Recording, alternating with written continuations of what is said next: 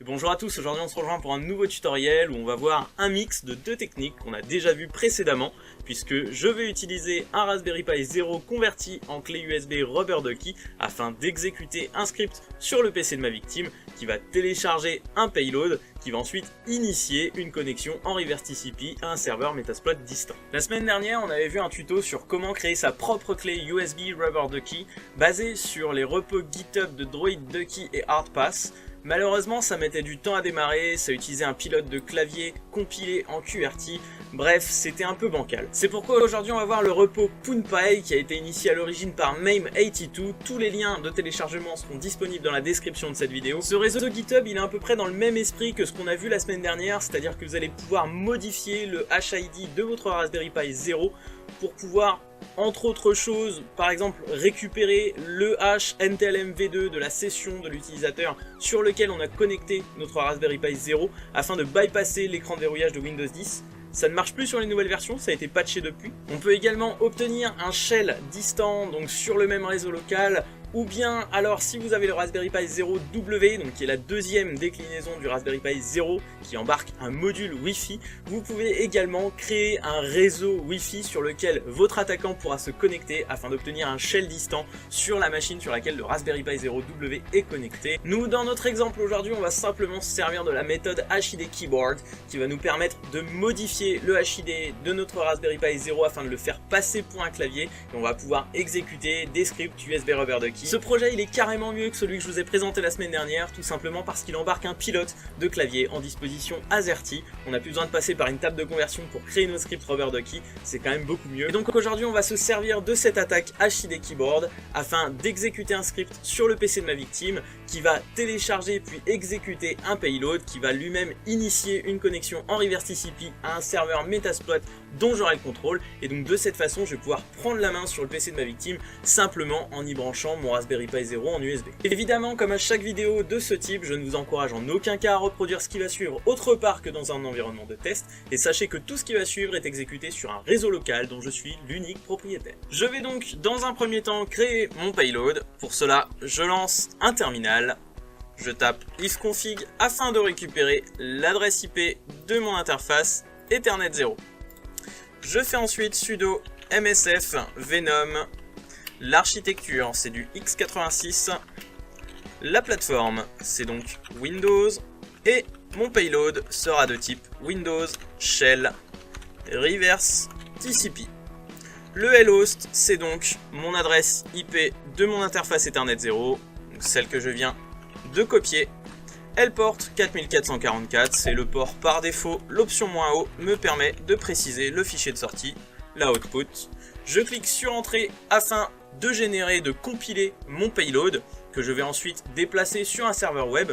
Ici dans notre exemple, je vais me servir de tf1.fr afin que notre victime, quand elle va exécuter le script Rubber Ducky, télécharge le fichier processus.exe à partir de tf1.fr. Et donc une fois mon fichier compilé, je peux déplacer ce fichier sur mon serveur web sur tf1.fr tout simplement avec la commande scp. scp pour Secure Copy. C'est de la copie par SSH. Donc pour cela, je fais scp, mon fichier source, donc ici processus.exe, mon utilisateur, l'adresse distante, donc sur mon réseau c'est 66.100, deux points, et l'arborescence où je veux déplacer mon fichier, ici donc dans le répertoire d'Apache, /var 3w html. J'appuie sur entrée, je spécifie le mot de passe SSH de ma cible, et ici je vois que processus.exe a bien été déplacé. Je vais à présent préparer le serveur d'écoute, le serveur qui va recevoir les requêtes reverse TCP de mon payload. Pour cela donc je lance une console MSF, donc MSF console. J'attends quelques secondes que la console démarre et je vais démarrer mon serveur d'écoute. Une fois la console Metasploit lancée, je peux faire un use multi-handler et ensuite je vais lui spécifier le lhost, donc l'adresse IP de ma carte Ethernet 0, donc 66.200, c'est celle qu'on avait copié-collé tout à l'heure. Elle porte 4444, c'est le port que nous avions spécifié lors de la création du payload avec MSF Venom. Et ensuite je peux faire un exploit pour lancer le serveur d'écoute. Une fois mon serveur d'écoute allumé en attente de requête, je n'ai plus qu'à brancher mon Raspberry Pi 0 sur le port USB à mon PC.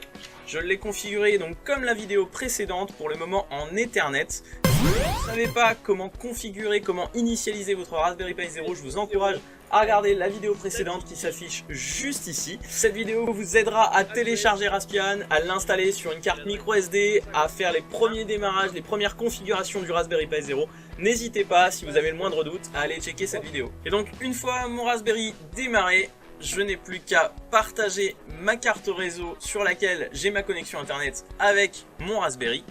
Et je peux lancer PuTTY avec son adresse qui ici est 10.251.1.1.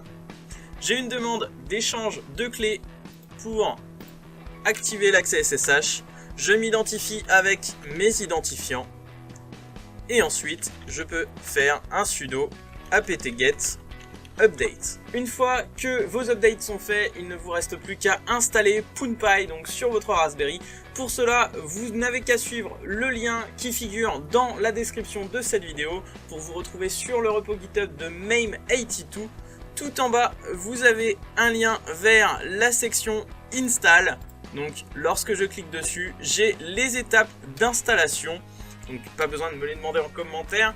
Donc il vous suffit d'installer la commande git qui est préinstallée dans Raspbian et de faire un git clone récursif du repo GitHub de MAME82. Donc j'ai juste à exécuter cette commande. Je vais faire un petit sudo devant afin d'être sûr qu'il n'y ait pas des problèmes d'accès refusés. J'appuie sur entrée. Une fois le clonage terminé, je n'ai plus qu'à suivre les étapes d'installation, cd PoonPy et le lancement de install.sh.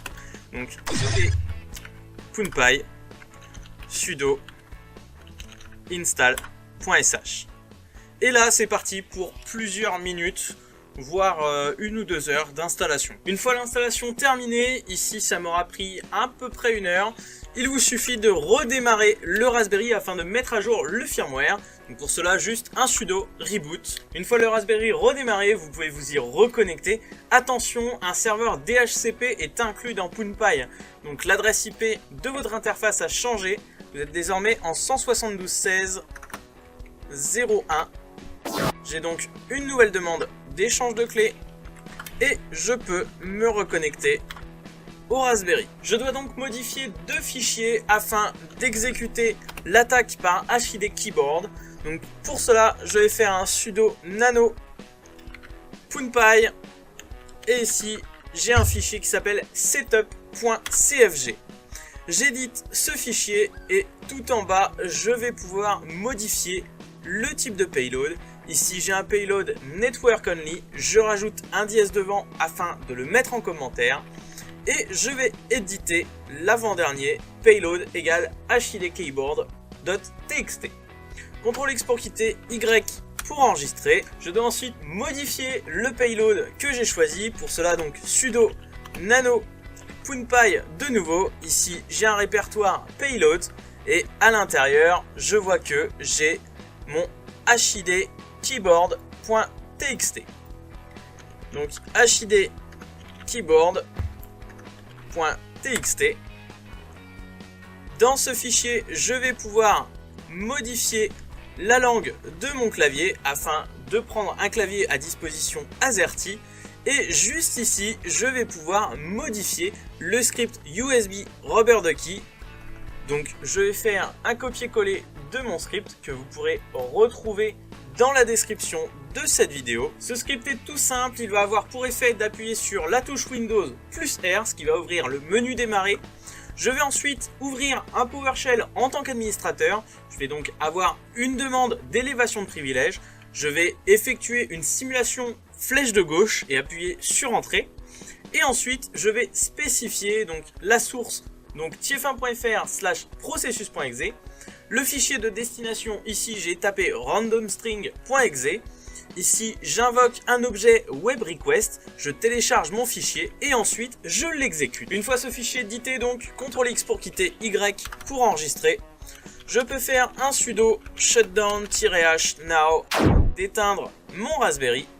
Et la prochaine fois que je vais le démarrer, il va être détecté en tant que périphérique de type clavier et exécuter le script que je viens de coller dans hidkeyboard.txt. Le serveur d'écoute sous Kali est toujours actif. Donc si je retourne sous Windows, je rebranche notre Raspberry sur le port USB. Et donc si j'attends quelques secondes le temps qu'il démarre, il va être détecté comme étant un périphérique de type clavier. Donc le script RubberDucky va s'exécuter. Il va donc télécharger le fichier tf1.fr/processus.exe qui va lui initier une connexion shell de type reverse TCP en direction sous Kali. Alors attention, ici je ne touche absolument à rien. Et donc je vois que j'ai mon payload qui va être exécuté. Si je retourne sur notre Kali, ici je vois que j'ai une session qui est ouverte. Si je fais un sysinfo, je vois que je suis bien sûr un Windows 10, la build 16299, c'est donc mon PC. À partir de là, j'ai le contrôle complet de la machine. Si je fais help pour avoir la liste des commandes disponibles, je peux ouvrir un shell distant. Ici, si je fais un who am I, je vois que je suis connecté en tant que processus. Je vais faire un get system. Je refais un shell. Et si je fais un who am I, ici je vois que je suis logué en tant que autorité NT system. J'ai donc absolument tous les droits sur la machine. Je peux créer des fichiers, supprimer des fichiers du système 32. J'ai vraiment tous les droits. Et donc voilà, c'est tout pour aujourd'hui. J'espère que ça vous aura plu. Si c'est le cas, n'hésitez pas à mettre un petit pouce bleu, à vous abonner à la chaîne si ce n'est pas déjà fait. Je vous dis à très vite pour de nouvelles vidéos et d'ici là, portez-vous bien.